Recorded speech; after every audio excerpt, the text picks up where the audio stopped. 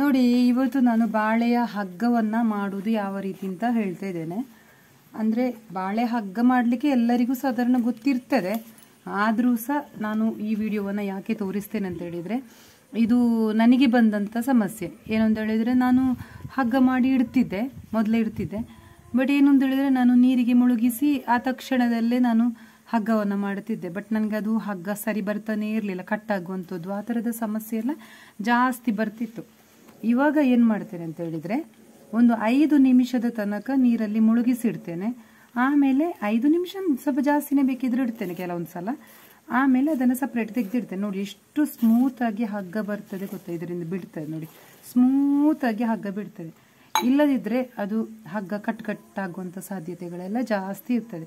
ನಾನು ಈ ವಿಡಿಯೋ ಎಲ್ಲ ಮಾಡಬೇಕು ಅಂತ ತುಂಬ ದಿವಸ ಆಯಿತು, ಮಾತ್ರ ನನಗೆ ವಿಡಿಯೋ ಮಾಡಲಿಕ್ಕೆ ಆಗಲಿಲ್ಲ, ಟೈಮ್ ಸಿಗಲಿಲ್ಲ, ಹಾಗಾಗಿ ಮಾಡಲಿಲ್ಲ.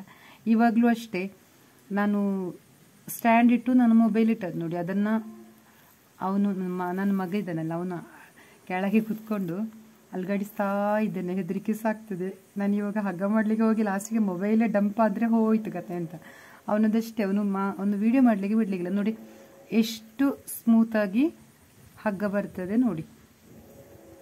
ಈ ಥರ ಸಪ್ರೇಟಾಗಿ ಮಾಡಿಕೊಳ್ಬೇಕು ಇದನ್ನು, ಗೊತ್ತಾಯ್ತಲ್ಲ ನಮಗೆ. ನನಗೆ ಅಂತ ಹೇಳಿದರೆ, ನಾನು ಇವಾಗ ಗಿಡವನ್ನೆಲ್ಲ ಟ್ರಿಮ್ ಮಾಡಿದ್ದೇನೆ. ಇವಾಗ ನಾನು ಸ್ವಲ್ಪ ಫ್ರೀ ಇದ್ದೇನೆ. ಸೊ ಹಾಗಾಗಿ ಈ ಟೈಮಲ್ಲೆಲ್ಲ ಹಗ್ಗ ಮಾಡಿ ಇಟ್ಕೊಂಡ್ರೆ ತುಂಬ ಚೆನ್ನಾಗಿರ್ತದೆ. ನೋಡಿ ಎಷ್ಟು ಸ್ಮೂತಾಗಿ ಬರ್ತದೆ ನೋಡಿ, ಕಾಣ್ತದ? ಸ್ಮೂತಾಗಿ ಉಂಟು ನೋಡಿ. ಈ ಥರ ಸ್ವಲ್ಪ ಒಂದು 5 ನಿಮಿಷ 10 ನಿಮಿಷ ನೀರಲ್ಲಿ ಹಾಕಿಟ್ಕೊಂಡ್ಬಿಟ್ಟು ಆಮೇಲೆ ಹಗ್ಗ ಮಾಡಿದರೆ ಬೆಸ್ಟ್. ಮತ್ತೊಂದು ವಿಷಯ ಏನು ಅಂತ ಹೇಳಿದರೆ, ನಾವು ನೀರಲ್ಲಿ ಹಾಕಿಟ್ಟಂಥ ಈ ಬಾಳೆಯ ಲೀಫ್ ಉಂಟಲ್ಲ, ಇದನ್ನು ಇವನೆಂತ ಮಾಡ್ತಾನೆ ಅಂತ ಇಲ್ಲದಿದ್ರು ಸಹ ಮತ್ತೆ ಅಂದರೆ ಫಿನಿಶ್ ಮಾಡಬೇಕು ನಾವು ಇದನ್ನು. ನಾವು ಹಾಗೆ ತೆಗೆದಿಡಬಾರ್ದು. ಇವಾಗ ಸ್ವಲ್ಪ ಮಾಡಿ ಸಾಕಾಯ್ತಪ್ಪ, ಇನ್ನು ಸ್ವಲ್ಪ ಮತ್ತೆ ಮಧ್ಯಾಹ್ನ ನಂತರ ಸಂಜೆನ ಮಾಡುವ ಅಂತೇಳಿ ತೆಗೆದಿಟ್ರೆ ಏನಾಗ್ತದೆ ಅಂತ ಹೇಳಿದ್ರೆ ಮತ್ತೆ ಹಾರ್ಡಾಗ್ತದೆ. ಪುನಃ ನೀರಿಗೆ ಮುಳುಗಿಸಿ ಮಾಡೋದ್ರಲ್ಲಿ ಏನಿಲ್ಲ. ಬಟ್ ಅದರ ಕ್ವಾಲಿಟಿ ಅಂತ ಹೇಳಿದರೆ, ಅದರ ಹಗ್ಗದ ಒಂದು ಏನು ಅಂತ ಹೇಳೋದು, ನಾವೊಂದು ಹಾರ್ಡ್ನೆಸ್ ಉಂಟಲ್ಲ, ಅದು ಅಷ್ಟು ಸ್ಮೂತಾಗಿ ಸಿಗುವುದಿಲ್ಲ. ಮತ್ತು ಬೇಗ ಹಗ್ಗ ಕಟ್ಟಾಗುವಂಥ ಸಮಸ್ಯೆಗಳೆಲ್ಲ ಬರ್ತದೆ. ಹಾಗಾಗಿ ಈ ಹಗ್ಗವನ್ನು ನಾವು ಹಗ್ಗ ಮಾಡೋದಕ್ಕಿಂತ ಮೊದಲು ಒಂದು 5 ನಿಮಿಷ 10 ನಿಮಿಷ ನೀರಲ್ಲಿ ನೆನೆ ಹಾಕೊಂಡ್ಬಿಟ್ಟು ಆಮೇಲೆ ಈ ಥರ ಹಗ್ಗ ಮಾಡಿದರೆ ತುಂಬ ಚೆನ್ನಾಗಿ ಎಳೆಯಾಗಿ ನೋಡಿ, ಈ ಥರ ಎಳೆಯಾಗಿ ಹಗ್ಗ ಸಪ್ರೇಟಾಗಿ ಸಿಗ್ತದೆ.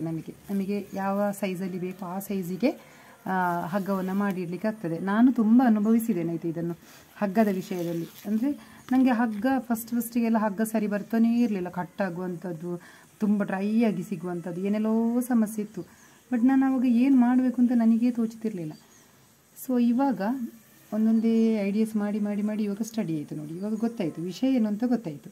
ನೀರಲ್ಲಿ ಹಾಕಿಟ್ರೆ ಸಿಂಪಲಾಗಿ ತುಂಬ ಚೆನ್ನಾಗಿ ಹಗ್ಗ ಬರ್ತದೆ ನೋಡಿ. ಯಾವ ಸೈಜಿಗೆ ಬೇಕಿದ್ರೂ ಸಹ ಬರ್ತದೆ. ಈ ಥರ ಮಾಡ್ಕೊಂಡ್ಬಿಟ್ಟು ಎಲ್ಲ ಜಾಯಿಂಟ್ ಮಾಡಿ ಒಂದು ರೋಲ್ ಮಾಡಿ ಇಟ್ಕೊಂಡ್ರೆ ತುಂಬ ಹೆಲ್ಪ್ ಆಗ್ತದೆ ನಮಗೆ. ಟೈಮ್ ಇರುವಾಗ ಹೀಗೆ ಹಗ್ಗ ಮಾಡಿಕೊಳ್ಬೇಕು.